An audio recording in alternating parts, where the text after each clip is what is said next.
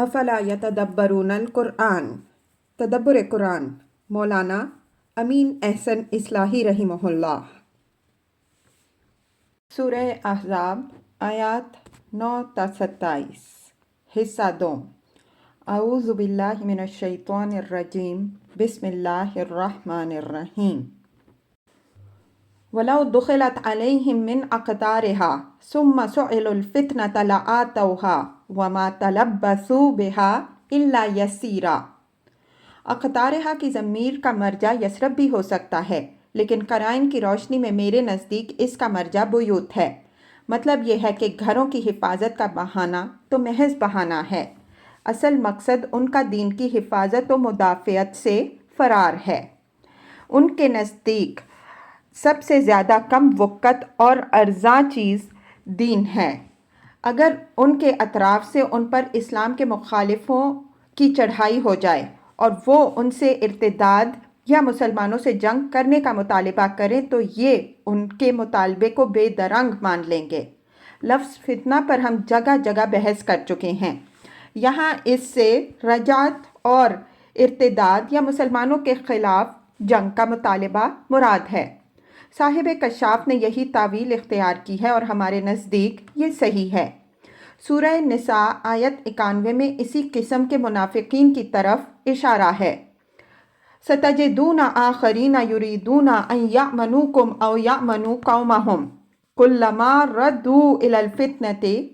یہاں فتنہ سے مراد، جیسا کہ اس کے محل میں ہم وضاحت کر چکے ہیں، یہ ہے کہ اگر کوئی اسلام دشمن طاقت دباؤ ڈال کر ان سے اسلام اور مسلمانوں کے خلاف کوئی کام لینا چاہتی ہے تو بڑی آسانی سے لے سکتی ہے۔ بعینیہ یہی مضمون آیت زیر بحث میں بیان ہوا ہے۔ وَلَقَدْ كَانُوا عَاهَدُوا اللَّهَ مِن قَبْلُ لَا يُوَلُّونَ الْأَدْبَارَ وَكَانَ عَهْدُ اللَّهِ مَسْئُولًا۔ یوں تو اسلام میں داخل ہونے اور پیغمبر صلی اللہ علیہ وسلم کے ہاتھ پر بیعت کرنے ہی کا لازمی تقاضا یہ ہے کہ آدمی اپنے مال اور اپنی جان کو اللہ کے دین سے دریغ نہیں رکھ سکتا، بلکہ خدا کی راہ میں سب کچھ قربان کر دینے کے عہد کا پابند ہو جاتا ہے۔ لیکن یہ منافقین اس عام عہد کے علاوہ ایک خاص عہد کی پابندی کی ذمہ داری بھی اپنے سر لے چکے تھے۔ اس اجمال کی تفصیل یہ ہے کہ ان میں سے اکثر کا حال یہ تھا کہ پچھلے غزوات میں انہوں نے لاطائل عذرات کی آڑ لے کر شرکت سے گریز کیا تھا۔ اب پیغمبر صلی اللہ علیہ وسلم اور مسلمانوں کو قسمیں کھا کھا کر اطمینان دلایا تھا کہ آئندہ کسی جہاد کی نوبت آئی تو وہ اس میں پورے جوش سے حصہ لیں گے۔ ان لوگوں کی ان اطمینان دہانیوں کا ذکر قرآن میں جگہ جگہ ہوا ہے۔ انہی کی طرف اشارہ کرتے ہوئے ان کو ملامت کی ہے کہ پہلے تو انہوں نے بہت بڑھ چڑھ کے وعدے کیے تھے کہ آئندہ جنگ کی نوبت آئی تو وہ پیٹھ نہیں دکھائیں گے، تو اب جب اس کی نوبت آئی تو رخصت کی عرضیاں اور گھروں کے غیر محفوظ ہونے کے بہانے لے کر کیوں اٹھ کھڑے ہوئے؟ وَكَانَ عَهْدُ اللَّهِ مَسْئُولًا۔ یہ ان کو دھمکی ہے کہ انہیں یاد رکھنا چاہیے کہ اللہ سے کیے ہوئے ہر عہد کی پرسش ہونی ہے۔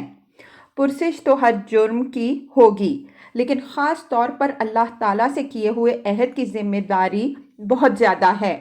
چنانچہ سورہ صف میں ارشاد ہے، یا ایھا الذین آمنوا لم تقولون ما لا تفعلون کبر مقتا عند اللہ ان تقولوا ما لا تفعلون۔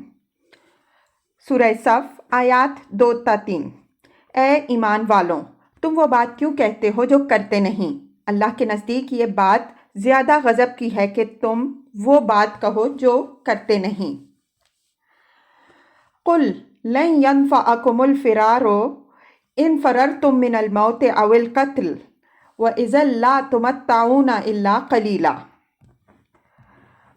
مطلب یہ ہے کہ موت یا قتل سے ڈر کر ادائے فرض سے فرار کوئی دانش مندانہ پالیسی نہیں ہے، بلکہ یہ نہایت احمقانہ روش ہے۔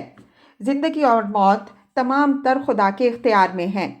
اگر کوئی شخص خدا کے کسی مقرر کیے ہوئے فرض سے اس لیے گریز اختیار کرتا ہے کہ اس میں اس کو موت یا قتل کا اندیشہ ہے، تو دوسرے لفظوں میں اس کے معنی یہ ہوئے کہ وہ خدا سے فرار اختیار کرنا چاہتا ہے۔ ظاہر ہے کہ خدا سے بھاگ سکنے کا کوئی امکان نہیں ہے۔ اگر اس طرح بھاگ کر کسی نے اپنی زندگی اپنی دانست میں بچا لی تو کب تک بچائے رکھے گا؟ بالآخر اس کو ایک دن مرنا اور اپنے رب کو منہ دکھانا ہے جس سے اس نے بھاگنے کی کوشش کی۔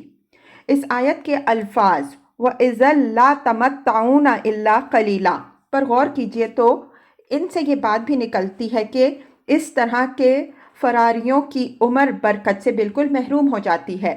وہ اس حیات چند روزہ میں جتنے دن گزارتے ہیں بے برکت زندگی گزارتے ہیں، حالانکہ اگر وہ فرار نہ اختیار کرتے جب بھی وہ اپنی مدت حیات پوری کرتے اور اس چند روزہ زندگی کے بدلے حیات جاوداں کی بادشاہی ہی حاصل کرتے۔ قُلْ مَنْ ذَا الَّذِي يَعْصِمُكُم مِّنَ اللَّهِ إِنْ أَرَادَ بِكُمْ سُوءًا أَوْ أَرَادَ بِكُمْ رَحْمَةً وَلَا يَجِدُونَ لَهُم مِّن دُونِ اللَّهِ وَلِيًّا وَلَا نَصِيرًا۔ اس آیت میں عربیت کے معروف قاعدے کے مطابق او ارادہ بکم رحمہ سے پہلے جملے کا ایک حصہ محذوف ہے۔ اس حذف کو کھول دیجئے تو پوری بات یوں ہوگی او یمسک رحمتہ ان ارادہ بکم رحمہ، یا اس کی رحمت کو روک سکے اگر وہ تم پر رحمت کرنا چاہے۔ عربی میں حذف کے اس اسلوب کی مثالیں بہت ہیں۔ متقلداً سیفاً و رمحا میں بھی یہی اسلوب ملحوظ ہے۔ قرآن میں اس کی جو بلیغ مثالیں ہیں ان کی طرف اس کتاب میں ہم اشارہ کرتے آئے ہیں۔ اردو میں یہ اسلوب موجود نہیں ہے، اس وجہ سے ترجمے میں اس حذف کو ہم نے کھول دیا ہے۔ من دونی مقابل کے مفہوم میں بھی آتا ہے، اس کے محل میں اس کی وضاحت ہم کر چکے ہیں۔ آیت کا مطلب یہ ہے کہ اگر تم خدا سے جان چراتے ہو تو بتاؤ کہ اگر خدا تم کو کوئی گزند پہنچانا چاہے تو کون ہے جو اس کی پکڑ سے تمہیں بچا سکے؟ اسی طرح اگر وہ تمہارے دشمنوں کے علی الرغم تم پر اپنی رحمت نازل کرنا چاہے تو کس کی طاقت ہے کہ اس کی رحمت کو روک سکے؟ رحمت ہو یا نقمت دونوں خدا ہی کے اختیار میں ہیں، تو خدا سے بھاگنے اور جی چرانے کے کیا معنی؟ وَلَا يَجِدُونَ لَهُم مِّن دُونِ اللَّهِ وَلِيًّا وَلَا نَصِيرًا۔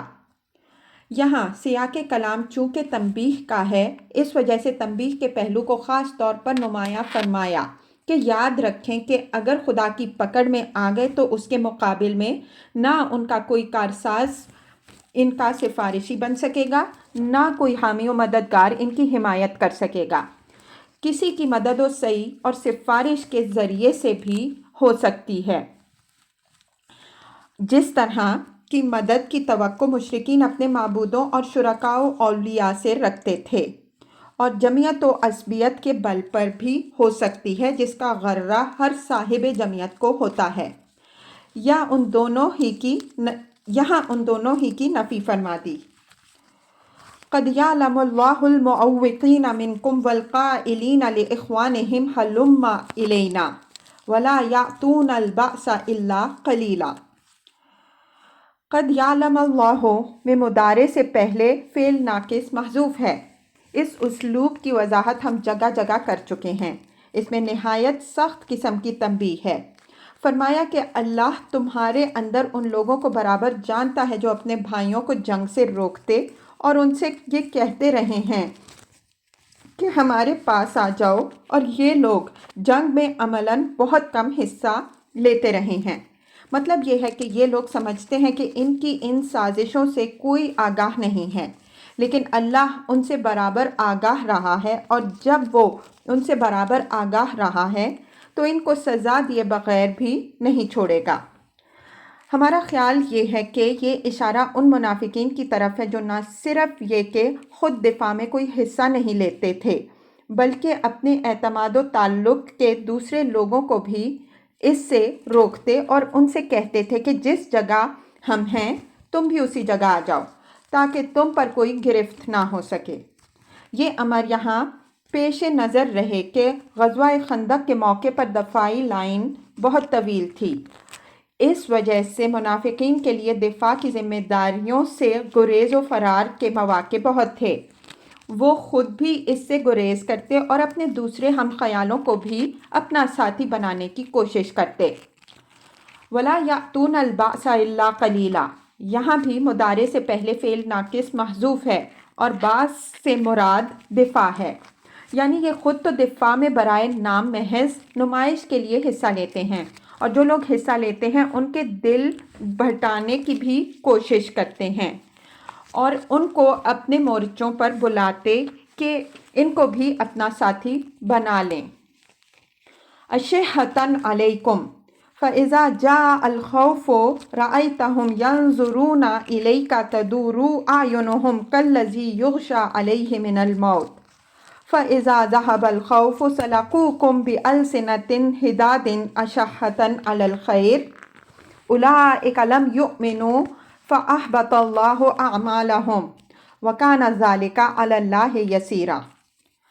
اشحتن علیکم کا تعلق اوپر والے جملہ ولا یاتون البأس الا قلیلا سے ہے، یعنی اول تو وہ دفاع میں حصہ لیتے نہیں تھے، اور اگر کبھی حصہ لیتے بھی تو تمہارے لیے جان یا مال کی کوئی قربانی کرنے کے معاملے میں نہایت بخیل تھے۔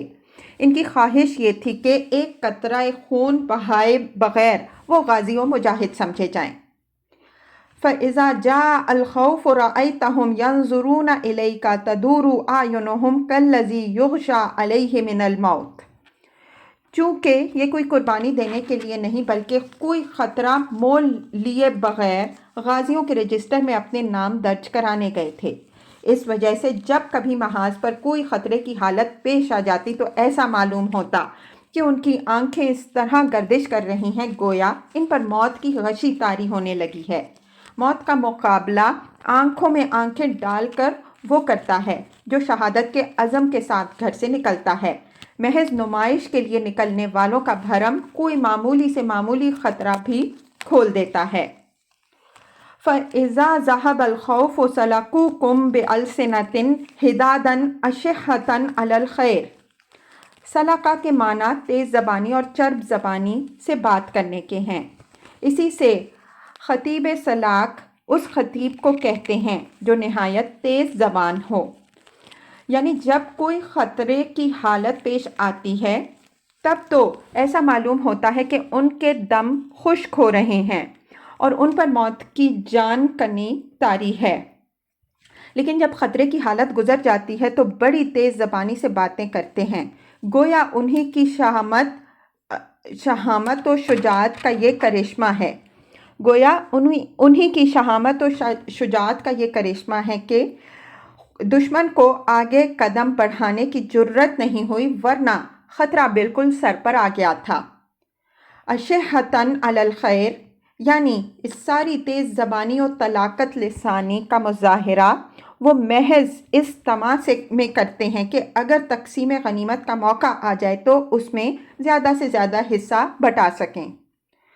یہ اشحتن علی الخیر اوپر والے اشحتن علیکم کے بالکل ٹھیک ٹھیک مقابل میں ہے۔ یہ شحیح کی جمع ہے، اس کے معنی بخیل کے بھی آتے ہیں اور حریص کے بھی، اور یہ دونوں ہی مفہوم ایک ہی کردار کے دو پہلو ہیں۔ پہلے ٹکڑے میں یہ بخیل کے مفہوم میں استعمال ہوا ہے، دوسرے میں حریص کے مفہوم میں۔ مطلب یہ ہوا کہ تمہارے معاملے میں ان کی بخالت و تنگ دلی کا تو یہ حال ہے کہ تمہاری خاطر نہ وہ ایک قطرہ خون بہانے کو تیار ہیں، نہ اپنا کوئی بھی دھیلا خرچ کرنے پر راضی ہیں، لیکن اگر مال غنیمت ہاتھ آئے تو اس کی طمع میں یہ زبان کے غازی سب کو ہدف متعین بنا ڈالیں گے۔ سَلَقُوكُمْ بِأَلْسِنَةٍ حِدَادٍ کے الفاظ کے اندر چرب زبانی کے ساتھ تند زبانی کا مفہوم بھی ہے۔ اس کی وجہ یہ ہے کہ منافقین چونکہ مال ہی کی طمع میں غزوات میں شریک ہوتے، اس وجہ سے ان کے حاصل کرنے کے لیے وہ دوسروں کو ہمز و لمز اور طعن و تشنیع کا نشانہ بھی بنانے سے گریز نہ کرتے، یہاں تک کہ بعض اوقات جیسا کہ سورہ نساء، سورہ توبہ اور سورہ انفال وغیرہ میں گزر چکا ہے، خود نبی صلی اللہ علیہ وسلم کو بھی تقسیم غنیمت کے معاملے میں یہ جانبداری کا الزام دیتے کہ لڑائی تو ہم جیتتے ہیں لیکن مال غنیمت میں حصہ دوسروں کو زیادہ دیا جاتا ہے اور ہم کو نظر انداز کیا جاتا ہے۔ اولئک لم یؤمنوا فاحبط اللہ اعمالہم وکان ذلک علی اللہ یسیرا، یعنی یہ لوگ چونکہ محض زبان سے ایمان کا دعویٰ کرتے رہے ہیں، حقیقی ایمان ان کو نصیب نہیں ہوا۔ اس وجہ سے اس نمائشی ایمان کے ساتھ انہوں نے جو کام بظاہر دین کے بھی کیے وہ سب اللہ نے حبط کر دیے، ان کا کوئی صلہ آخرت میں ان کو ملنے والا نہیں ہے۔ اللہ تعالیٰ کے ہاں عمل صرف وہی مقبول ہے جو ایمان کے ساتھ ہو۔ وَكَانَ ذَلِكَ عَلَى اللَّهِ يَسِيرًا، یہ لوگوں کی بعض نہایت شدید قسم کی غلط فہمیوں کا ازالہ ہے۔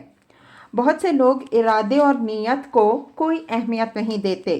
کسی کا کوئی عمل ان کی نگاہوں میں اچھا ہے تو وہ لازماً آخرت میں بھی اس کے صلے میں ان کے نزدیک مراتب عالیہ کا سزاوار ٹھہرے گا، حالانکہ یہ بات حقیقت کے بالکل خلاف ہے۔ اللہ تعالیٰ کے ہاں کسی کے بڑے سے بڑے عمل کی بھی کوئی وقت نہیں ہے اگر وہ اس کی رضا کے لیے نہ کیا جائے۔ خدا کسی کے عمل کا محتاج نہیں ہے، اپنے عمل کے محتاج خود عمل کرنے والے ہیں۔ ان کا نفع سرتاسر انہی کو پہنچتا ہے اور اللہ تعالیٰ کا قانون یہ ہے کہ وہ ہر اس عمل کو قبول فرمائے گا جو اس کے احکام کے مطابق اور خالص اس کی رضا جوئی کے لیے کیا جائے گا، خواہ عمل چھوٹا ہو یا بڑا۔ اگر کوئی عمل اس کی رضا جوئی کے سوا کسی اور کی رضا جوئی یا کسی اور غرض کے لیے کیا جائے گا تو ایسے عمل کو اللہ تعالیٰ عمل کرنے والے کے منہ پر پھینک مارے گا کہ اس کا صلہ وہ ان سے لے جن کی خوشنودی کے لیے اس نے یہ کیا، اگرچہ یہ حج اور جہاد کے درجے ہی کا عمل کیوں نہ ہو۔ فرمایا کہ کوئی اس مغالطہ میں نہ رہے کہ اللہ تعالیٰ پر ایسا کرنا ذرا بھی شاک گزرے گا۔ یہ ذرا بھی اس پر شاک نہیں گزرے گا بلکہ یہ اس کے لیے نہایت سہل ہے۔ وہ کسی کے عمل کا محتاج نہیں ہے کہ ہر قسم کا عمل اپنے کھاتے میں جمع کرتا جائے کہ چلو یہ بھی غنیمت ہے۔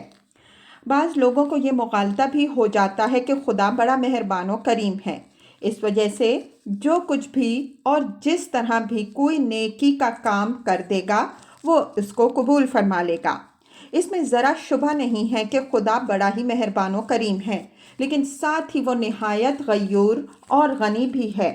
اس وجہ سے لوگوں کے ایسے اعمال کو پامال کر دینا اس پر ذرا بھی گراں نہیں ہوگا جن کا قبول کرنا اس کی غیرت کے منافی ہو۔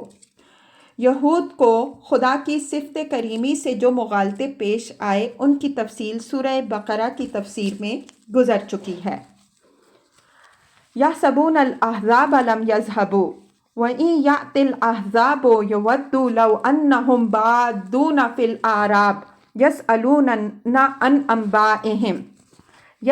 عن انبائہم ولو کانوا فیکم ما قاتلوا الا قلیلا۔ ان لوگوں کی بزدلی کا ذکر اوپر کی آیات میں گزر چکا ہے۔ یہ اسی کی مزید وضاحت ہے کہ یہ نہ سمجھو کہ جماعتوں کے چلے جانے سے ان کے دلوں کا خوف بھی چلا گیا ہے۔ جماعتیں پسپا ہو کر اپنے اپنے ٹھکانوں پر پہنچ گئیں، لیکن ان کی ہیبت اس طرح ان کے دلوں پر مسلط ہے کہ یہ سمجھتے ہیں کہ ابھی بھی وہ یہیں پڑاؤ ڈالے ہوئے ہیں۔ وَإِن يَأْتِ الْأَحْزَابُ إِلَى الْآيَةِ، یعنی اب کہ تو یہ کسی نہ کسی طرح مارے باندھے یہاں مدینہ میں رہ گئے، لیکن اب اگر دوبارہ حملے کا کوئی اندیشہ ہوا تو ان کی خواہش یہ ہوگی کہ مدینہ میں ٹکنے کے بجائے اہل بدو کے ساتھ دیہاتوں میں جا رہیں اور وہیں سے بیٹھے بیٹھے تمہاری خبریں دریافت کرتے رہیں کہ کیا گزر رہی ہے۔ وَلَوْ كَانُوا فِيكُمْ مَا قَاتَلُوا إِلَّا قَلِيلًا، یہ مسلمانوں کو تسلی ہے کہ اگر یہ ایسا کریں تو اس میں تمہارا کوئی نقصان نہیں ہے۔ اگر یہ تمہارے پاس ہوں گے بھی تو یہ جنگ میں حصہ لینے والے اسامی نہیں ہیں، بہتر ہے کہ دور ہی رہیں کہ ان کی چھوٹ سے دوسرے متاثر نہ ہوں۔ اوپر آیت 18 کے تحت جو کچھ گزر چکا ہے اس پر بھی ایک نظر ڈال لیجئے۔ لَقَدْ كَانَ لَكُمْ فِي رَسُولِ اللَّهِ أُسْوَةٌ حَسَنَةٌ لِمَنْ كَانَ يَرْجُو اللَّهَ وَالْيَوْمَ الْآخِرَ وَذَكَرَ اللَّهَ كَثِيرًا۔ یہ ان بزدلوں کو غیرت دلائی ہے کہ تمہارے اندر ہی محاذ پر خدا کا رسول بھی موجود ہے، اور تم نے اپنی آنکھوں سے دیکھا کہ اس نے کس عزم و ہمت کے ساتھ تمام خطرات کا مقابلہ کیا، تو آخر تم نے اس بہترین نمونے کی پیروی کیوں نہ کی، اس قدر بزدلی اور ڈرپوک کیوں بنے رہے۔ لمن کان یرجو اللہ والیوم الآخر وذکر اللہ کثیرا، یہ اس حقیقت کی طرف اشارہ ہے کہ رسول صلی اللہ علیہ وسلم کے اسوہ کی پیروی ہر مدعی کا کام نہیں ہے۔ اس راہ کی آزمائشوں سے وہی لوگ عہدہ برا ہو سکتے ہیں جو اللہ کی ملاقات اور روز آخرت کے منتظر و متوقع ہیں، اور اللہ کی یاد سے ہر وقت اپنے دل کو آباد و شاداب رکھنے والے ہیں۔ اس آیت سے معلوم ہوا کہ راہ حق میں عزیمت و استقامت انہی لوگوں کو حاصل ہوتی ہے جن کے اندر خدا اور آخرت پر مضبوط ایمان ہو، اور وہ برابر اپنے اس ایمان کو خدا کی یاد سے تازہ رکھیں۔ نیز اس سے یہ حقیقت بھی واضح ہوئی کہ ان منافقین کے اندر نہ خدا اور آخرت پر ایمان تھا اور نہ یہ خدا کو یاد رکھنے والے تھے۔ اس وجہ سے ان کے خوف کا یہ حال ہے کہ دشمنوں کے پسپا ہو جانے کے بعد بھی ان کے دلوں پر سے ان کی ہیبت نہیں گئی۔ وَلَمَّا رَأَى الْمُؤْمِنُونَ الْأَحْزَابَ قَالُوا هَذَا مَا وَعَدَنَا اللَّهُ وَرَسُولُهُ وَصَدَقَ اللَّهُ وَرَسُولُهُ وَمَا زَادَهُمْ إِلَّا إِيمَانًا وَتَسْلِيمًا۔ اوپر آیت 12 میں منافقوں اور حاسدوں کا قول گزر چکا ہے کہ انہوں نے دشمنوں کے اس ہجوم کو دیکھ کر اعلانیہ مسلمانوں پر میں یہ پھیلانا شروع کر دیا کہ اللہ اور اس کے رسول صلی اللہ علیہ وسلم کی طرف سے جو وعدے ہم سے کیے گئے وہ سب فریب ثابت ہوئے۔ اب ان کے مقابل میں یہ سچے مسلمانوں کا تاثر بیان ہو رہا ہے کہ انہوں نے دشمنوں کے اس نرغہ کو دیکھا تو اپنے ساتھیوں کو تسلی دی کہ یہ تو وہی امتحان ہمیں پیش آیا جس کی اللہ اور اس کے رسول صلی اللہ علیہ وسلم نے پہلے سے ہمیں خبر دی تھی۔ یہ اشارہ قرآن کی ان آیات کی طرف ہے جن میں مسلمانوں کو متنبہ کیا گیا ہے کہ کامیابی کی منزل کو پہنچنے سے پہلے ان کو نہایت صبر آزما امتحانوں سے گزرنا پڑے گا۔ مثلا سورہ بقرہ میں فرمایا ہے، ام حسبتم ان تدخلوا الجنۃ ولما یأتکم مثل الذین خلوا من قبلکم مستهم البأساء والضراء وزلزلوا حتى يقول الرسول والذین آمنوا متى نصر اللہ والذین آمنوا معه متى نصر اللہ الا ان نصر اللہ قریب۔ البقرہ 214۔ کیا تم نے یہ گمان کر رکھا ہے کہ تم جنت میں داخل ہو جاؤ گے حالانکہ ابھی تمہیں اس طرح کے حالات سے سابقہ پیش آیا ہی نہیں جس طرح کے حالات سے ان لوگوں کو سابقہ پیش آیا جو تم سے پہلے گزرے۔ ان کو تو ہم نے مصائب میں پھنسایا اور وہ اس قدر جھنجھوڑے گئے کہ رسول اور جو لوگ اس کے ساتھ ایمان لا چکے تھے پکار اٹھے کہ اللہ کی مدد کب نمودار ہوگی۔ آگاہ رہو کہ اللہ کی مدد قریب ہے۔ اسی سنت کی طرف سورہ عنکبوت میں یوں ارشاد فرمایا ہے، احسب الناس ان یترکوا ان یقولوا آمنا وهم لا یفتنون وَلَقَدْ فَتَنَّا الَّذِينَ مِن قَبْلِهِمْ فَلَيَعْلَمَنَّ اللَّهُ الَّذِينَ صَدَقُوا وَلَيَعْلَمَنَّ الْكَاذِبِينَ۔ آیات 2-3۔ کیا لوگوں نے یہ گمان کر رکھا ہے کہ وہ مجرد یہ کہنے پر چھوڑ دیے جائیں گے کہ ہم ایمان لائے اور ان کی جانچ نہ ہوگی، اور ہم نے ان لوگوں کو جانچا جو ان سے پہلے گزرے، پس اللہ لازماً ممیز کر کے رہے گا ان لوگوں کو جو اپنے دعوائے ایمان میں راست باز ہیں اور ان لوگوں کو جو جھوٹے ہیں۔ صدق اللہ و رسولہ، یعنی اللہ اور رسول صلی اللہ علیہ وسلم کا وعدہ جھوٹا نہیں ثابت ہوا بلکہ بالکل سچا ثابت ہوا۔ جو لوگ اس مرحلے میں ثابت قدم رہیں گے وہ آئندہ ظہور میں آنے والے وعدوں کی صداقت بھی دیکھ لیں گے کہ مسلمان کیسر و کسریٰ کے خزانوں کے مالک ہوں گے۔ وَمَا زَادَهُمْ إِلَّا إِيمَانًا وَتَسْلِيمًا، یعنی اس امتحان نے ان کے اندر کوئی کمزوری پیدا کرنے کے بجائے ان کے ایمان و اطاعت کے جذبے میں مزید قوت پیدا کی۔ یہ امر یہاں ملحوظ رہے کہ راہ حق میں جو آزمائش بھی پیش آتی ہے وہ جس طرح کمزوری کے کھوٹ کو نمایاں کرتی ہے، اسی طرح صادقوں کے صدق کو بھی جلا بخشتی ہے۔ یہ اللہ تعالیٰ کی ٹھہرائی ہوئی سنت ہے۔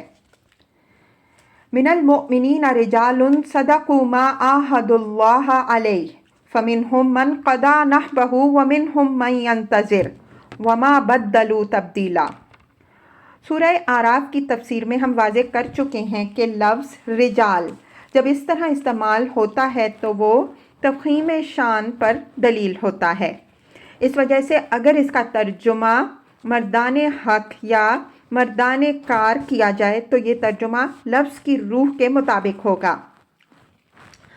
لفظ نحب وسیع معنوں میں آتا ہے۔ عزم و ہمت، عہد و پیمان، نظر، سب اس کے مفہوم میں داخل ہیں۔ امام بخاری رحمہ اللہ نے اس کی تفسیر عہد سے کی ہے اور یہ تفسیر لفظ کی روح اور موقع و محل کے مقتضیات کے بالکل مطابق ہے۔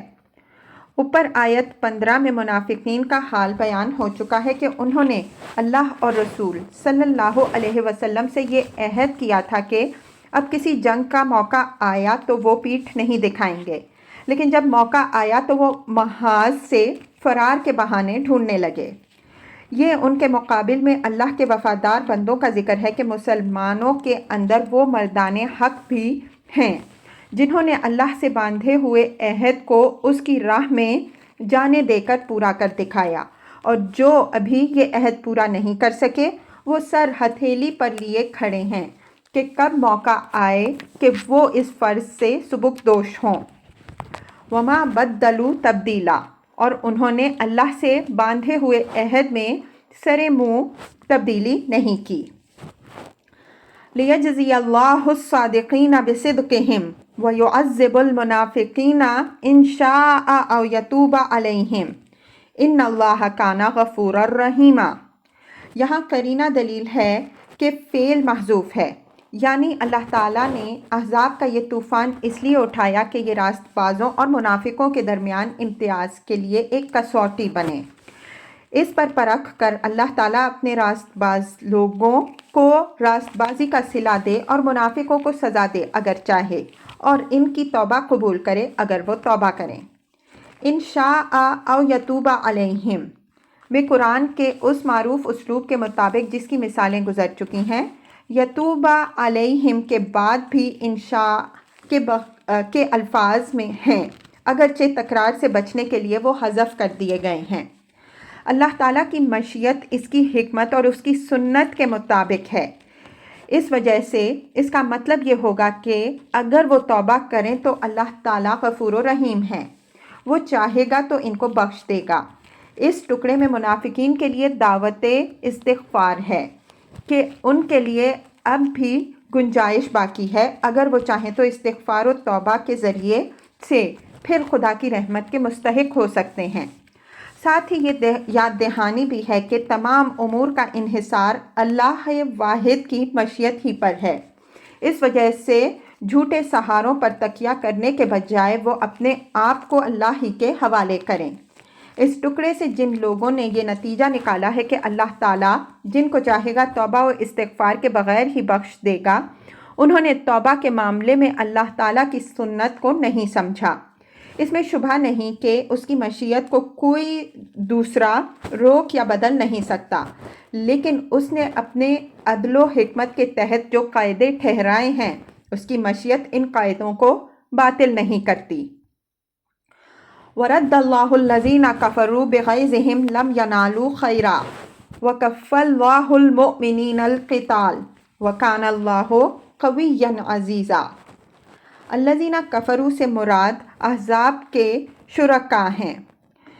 فرمایا کہ یہ لوگ غصہ و بغض اور عناد سے بھرے ہوئے آئے تھے کہ مسلمانوں کو کچا ہی کھا جائیں گے، لیکن اللہ تعالیٰ نے ان کے غصے کے ساتھ ہی ان کو پسپا کر دیا۔ وہ اس کا کوئی حصہ بھی نکال نہ سکے۔ لم ینالو خیرہ یعنی ان کے منصوبے تو بڑے بڑے تھے لیکن ان کے کسی منصوبے میں ان کو ذرا بھی کامیابی نہیں ہوئی۔ وَكَفَى اللَّهُ الْمُؤْمِنِينَ الْقِتَالَ یعنی دشمنوں کے اس خطرناک حملے کے دفاع کے لیے مسلمانوں کو خود کوئی لڑائی نہیں کرنی پڑی، بلکہ ان کی طرف سے لڑنے کے لیے اللہ تعالیٰ ہی کافی ہو گیا۔ اس نے اپنی باد تند اور اپنے ملائکہ کی افواج قاہرہ کے ذریعے سے دشمنوں کے قدم اکھاڑ دیے اور وہ مایوس و نامراد پسپا ہونے پر مجبور ہو گئے۔ وَكَانَ اللَّهُ قَوِيًّا عَزِيزًا یہ تمہید کے مضمون وَكَفَى بِاللَّهِ وَكِيلًا کی یاد دہانی ہے کہ اللہ تعالیٰ قوی اور غالب و مقتدر ہے۔ اس وجہ سے اس کے بندوں کو چاہیے کہ اس پر پورا بھروسہ رکھیں۔ اگر وہ اس کے بھروسے پر اس کی راہ میں اٹھیں گے تو وہ ان کو بے یار و مددگار نہیں چھوڑے گا، بلکہ ناصر کائنات اور اپنے ملائکہ کو ان کی مدد کے لیے بھیج دے گا۔ وَأَنزَلَ الَّذِينَ ظَاهَرُوهُم مِّنْ أَهْلِ الْكِتَابِ مِنْ سِيَاسِهِمْ وَقَذَفَ فِي قُلُوبِهِمُ الرُّعْبَ فَرِيقًا تَقْتُلُونَ وَتَأْسِرُونَ فَرِيقًا وَأَوْرَثَكُمْ أَرْضَهُمْ وَدِيَارَهُمْ وَأَمْوَالَهُمْ وَأَرْضًا لَّمْ تَطَئُوهَا وَكَانَ اللَّهُ عَلَىٰ كُلِّ شَيْءٍ قَدِيرًا یہ بنو قریظہ کی طرف اشارہ ہے۔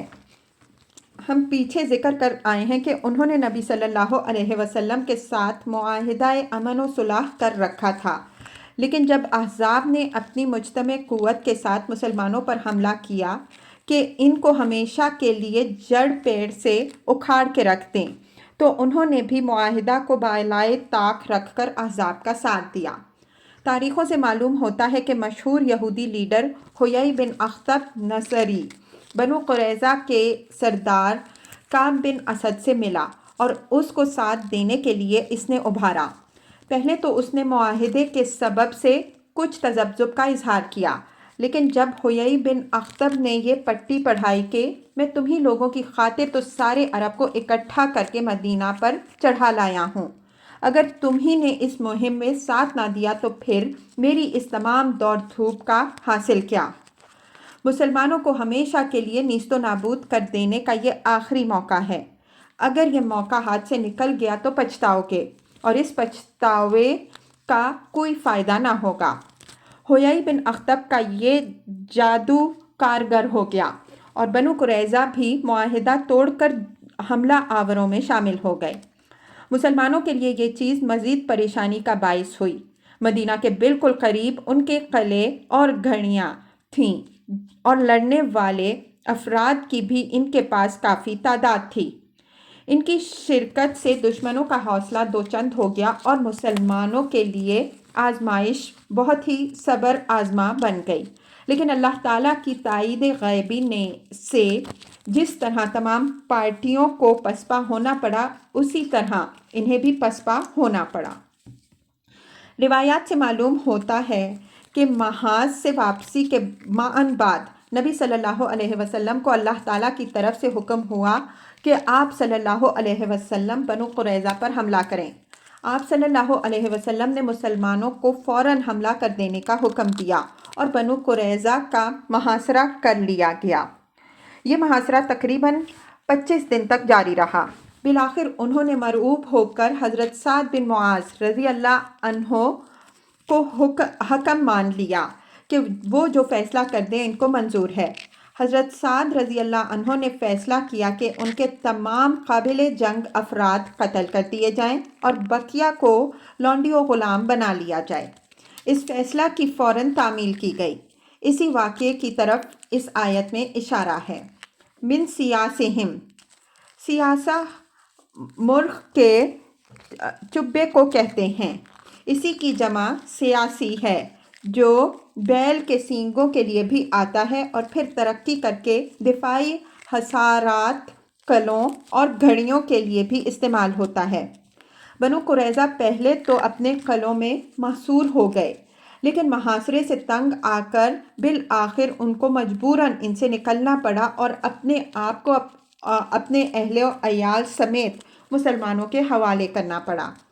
وَقَذَفَ فِي قُلُوبِهِمُ الرُّعْبَ اور اللہ تعالیٰ نے ان کے دلوں میں اس طرح مسلمانوں کا رعب ڈال دیا کہ حضرت سعد رضی اللہ عنہ کے فیصلے کے خلاف ان کو چوں کرنے کی بھی جرت نہ ہو سکی۔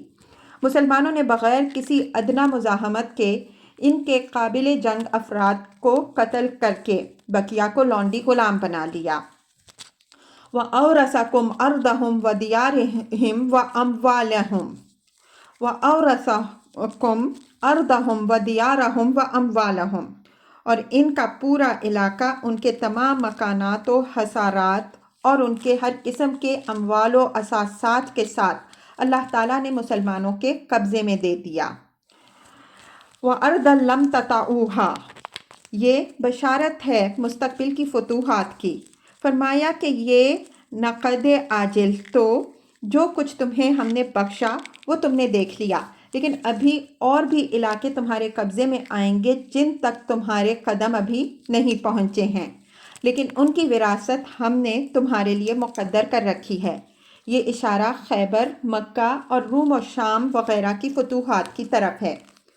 وَكَانَ اللَّهُ عَلَى كُلِّ شَيْءٍ قَدِيرًا، یعنی یہ جو کچھ تم نے اپنی آنکھوں سے دیکھا کافی ہے یہ اطمینان پیدا کرنے کے لیے کہ اللہ ہر چیز پر قادر ہے، کوئی اس کے ارادے میں مزاحم نہیں ہو سکتا۔ اس وجہ سے اہل ایمان کو چاہیے کہ اس پر پورا بھروسہ رکھیں۔